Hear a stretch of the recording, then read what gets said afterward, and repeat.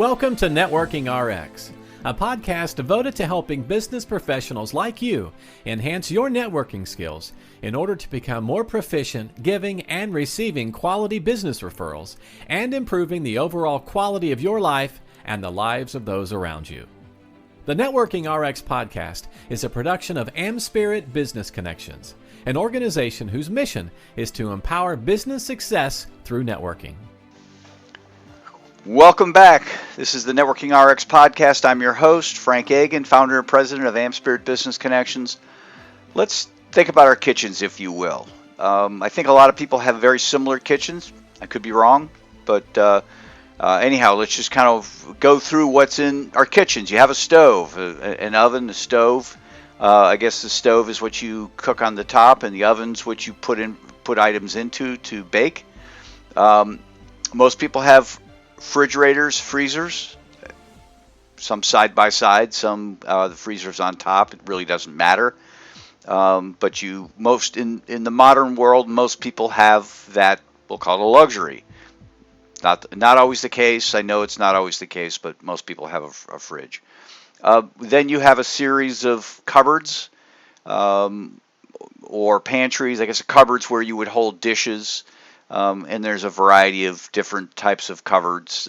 Some cupboards are holding not condiments, but spices and mixes, salt, pepper, things like that. I'm thinking through my kitchen. We have other cupboards where there's bowls, lower cupboards where there's pans, blenders, sorts of things like that. And then obviously dishes and glasses, and you have the dishes that are the normal everyday dishes, and then you have those special dishes that you break out for special occasions, the holidays, so on and so forth. We don't necessarily have that.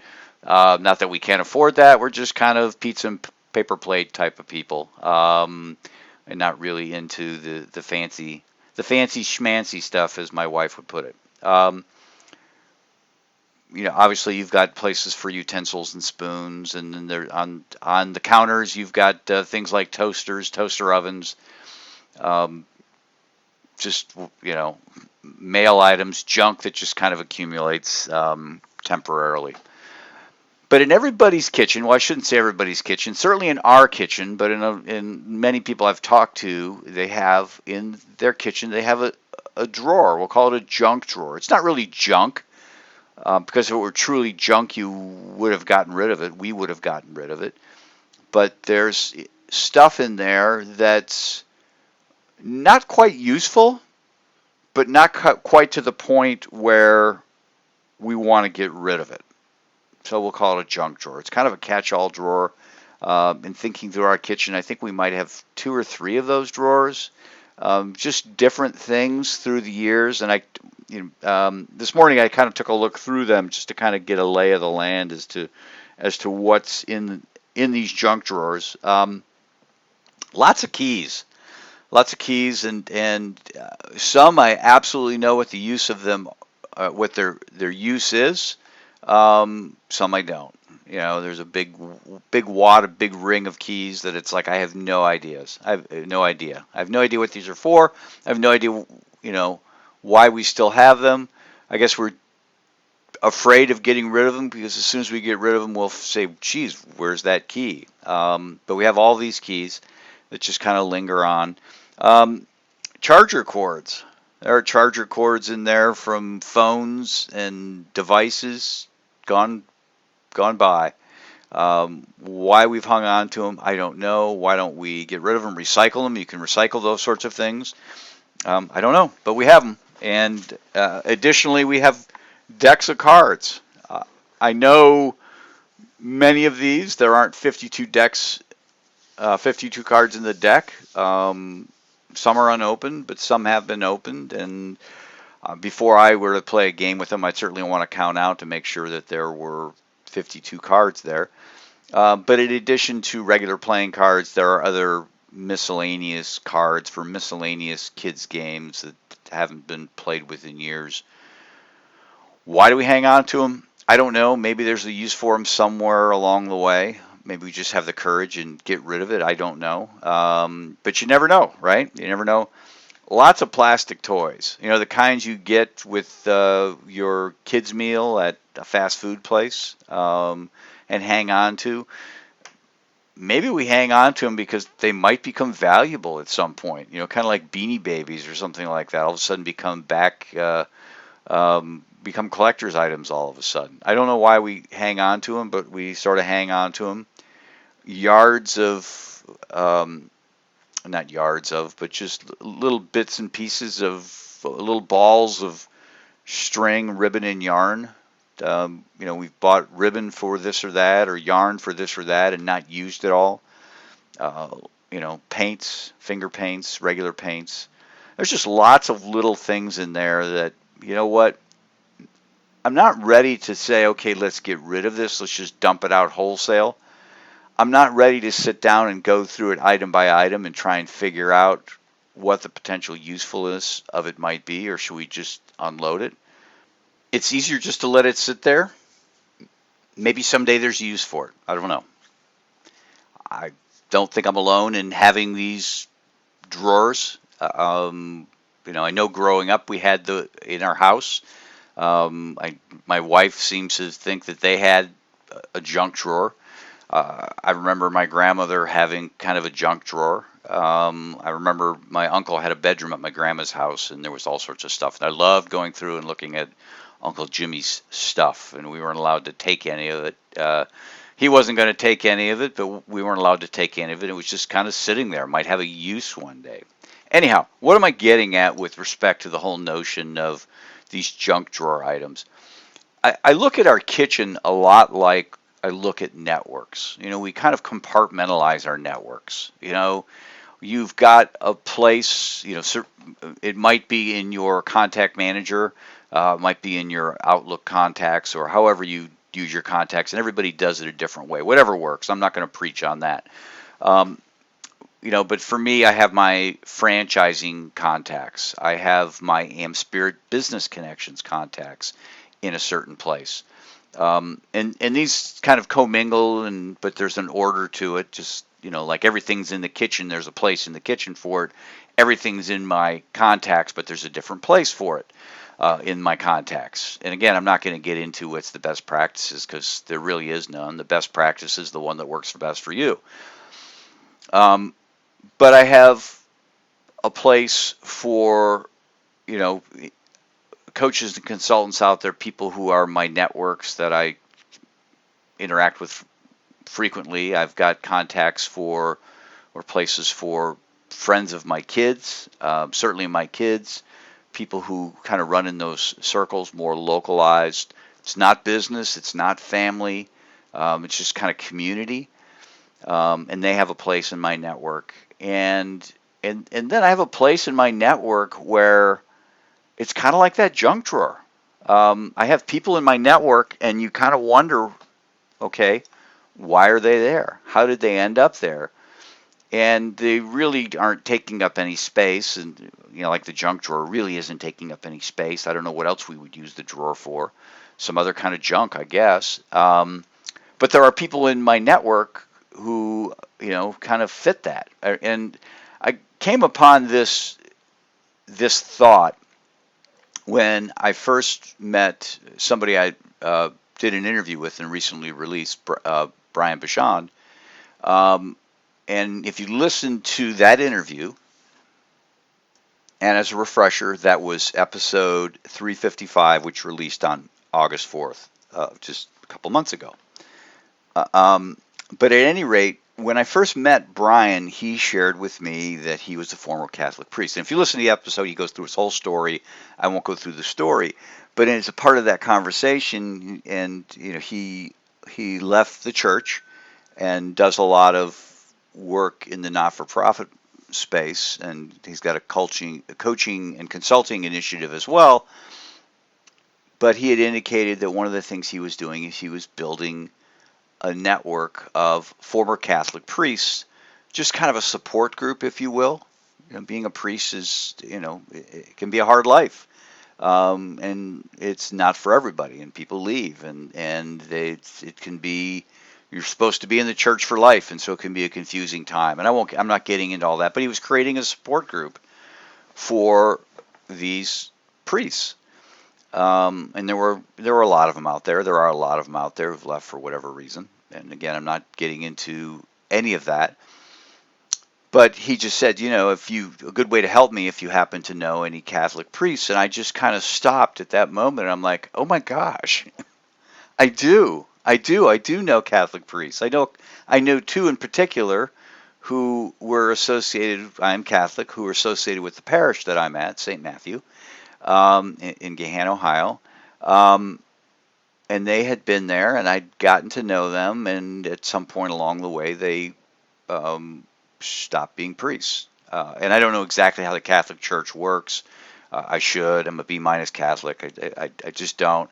But priests are kind of, you know, no priest will stay his entire career in one parish. They bounce around. Big parishes, small parishes, other assignments, and they're all over the place.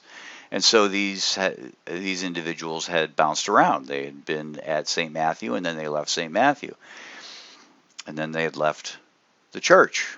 And I'd reconnected with them coincidentally because they both had ended up in AmSpirit Business Connections. And again, it's neither here nor there, none of that.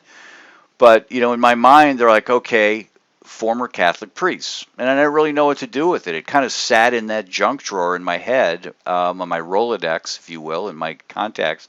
I don't know what to do with this. I know what they do professionally, and I'm certainly happy to help them professionally.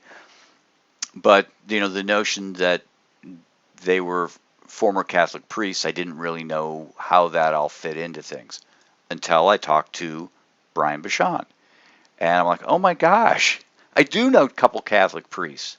And so, quickly thereafter, I introduced him to the two people I know, and they all hit it off and have become part of one another's network. And that's what I shared with Brian. I'm like, I just feel like I have this junk drawer of people, of certain people, and I never really know what to do with it, with them. And from time to time, I'll go through my contact list saying, maybe I shouldn't just keep this clutter, but I just like that junk drawer. I don't get rid of them for whatever reason, because I never know when I'm going to need to reach out. Maybe there's a use for them, just like those keys in that junk drawer. And so this happens from time to time. I'll have people who really seem to have no place in my junk drawer. But then there is a place for them, if you will, in this metaphorical junk drawer, if you will, of my contacts. And it again happened recently. I was doing some training, helping do some training with an individual who is a composer. Video games have music in the background. Television has music in the background. Movies have music in the background. You tend not to notice it. Documentaries have music in the background. You just tend not to notice it, but it's part of the experience. Well, there are people whose entire careers are putting these tracks together. They'll get retained by the BBC to put together a series of tracks for some documentary on wildlife, and that music will change depending upon what the program's about. And that's what those composers are all doing, and was retained to help put a training program together to help those people get themselves networked. We all need to network. It just does nothing.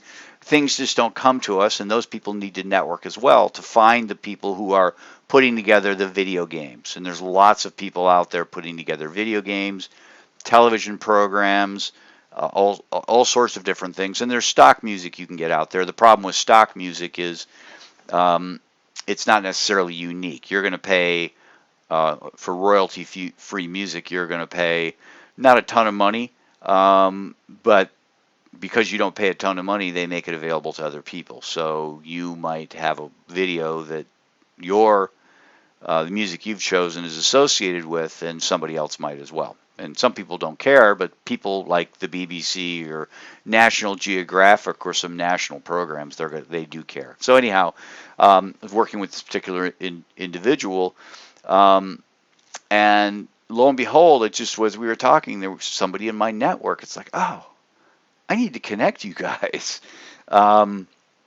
And again, it just kind of sat in my network, and I never really thought anything of it until I started until I started these conversations.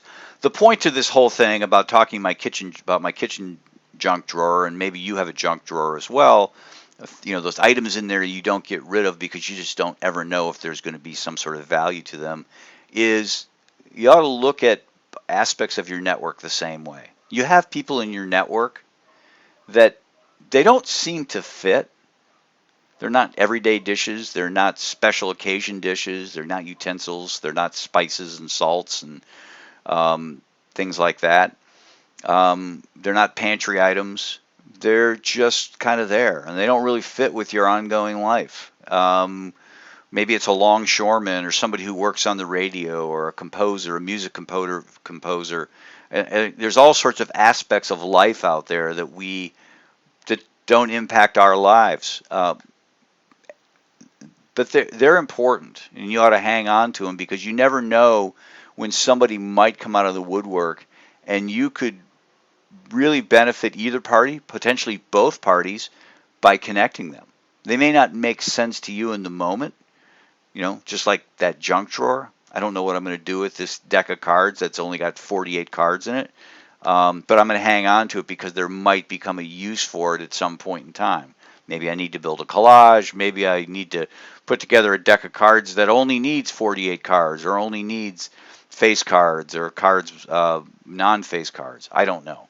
But it's the same thing with respect to network. When you have the opportunity to meet somebody, and I've talked on this before, don't just, when I say don't dismiss people, don't look beyond them as, well, they're not to my level, so there's no way they can help me. That's certainly one aspect of every contact has opportunities. Here's another aspect where you might meet somebody who is very influential, very accomplished, but doesn't perfectly fit or doesn't seem to fit at all with where your life is going. Or they don't, you don't really see a need for them, but you certainly want to be respectful of them. Just like I was with these former Catholic priests. They're great guys. And I don't know that fits into anything that I was doing other than, okay, Brian Bashan came along and I can connect the two of them and that helps Brian. And so there was a use for these junk drawer people, if you will. And I don't mean they're junk. I think people know where I'm going with this. It's just something to think about as you start to meet people. And when I talk to people and it doesn't quite fit, I'm curious because it's an aspect of life that I could learn about, and I'll tell them, listen, I don't know that I can help you, but I really am okay with spending 15, 20 minutes on the phone learning a little bit about you and adding you to my radar. My brain can hold a lot of information. My Rolodex can certainly hold a lot of information, and maybe there'll be a use somewhere down the line. I don't know. So just something to think about. As we wrap up, remember we are looking for people to add to our stable of franchisees. If you know somebody who is an entrepreneur, sales rep that would be interested in helping us expand AmSpirit business connections across the country, those would be great contacts for me. Or if they're just looking to maybe start a chapter or referral group in their area, that would also be a wonderful opportunity to talk to them.